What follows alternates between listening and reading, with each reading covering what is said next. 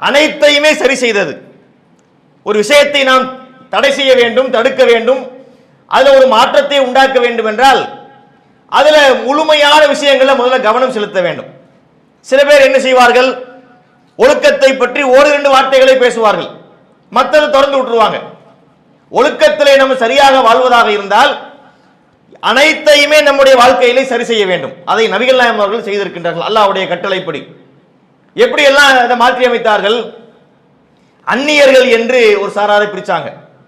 ஒரு பெண்ணுக்கு குடும்பத்திலே இருக்கக்கூடிய நபர்கள் யார், அவளுக்கு மகரமான ஆண்கள் யார், மகரம் இல்லாத ஆண்கள் யார், பெற்றெடுத்த தந்தை அவர் பிரச்சனை இல்லை, அவர் மகரமான ஆண், உடன் பிறந்த அண்ணன் தம்பி மகரமான ஆண் தான், தாயுடன் பிறந்த அண்ணன் தம்பி, தந்தையுடன் பிறந்த அண்ணன் தம்பி, இந்த மாதிரி சில எல்லைகளை சொல்லி இவங்க எல்லாம் உங்களுக்கு அந்நியர்கள் கிடையாது, மற்றவர்கள் எல்லாம் உங்களுக்கு அந்நியர்களாக இருப்பார்கள், அந்த அந்நியர்களிடத்திலே நீங்கள் கண்ணியராக நடந்து கொள்ள வேண்டும், உங்களுடைய உடலை இப்படி நீங்கள் பேணிக் கொள்ள வேண்டும்.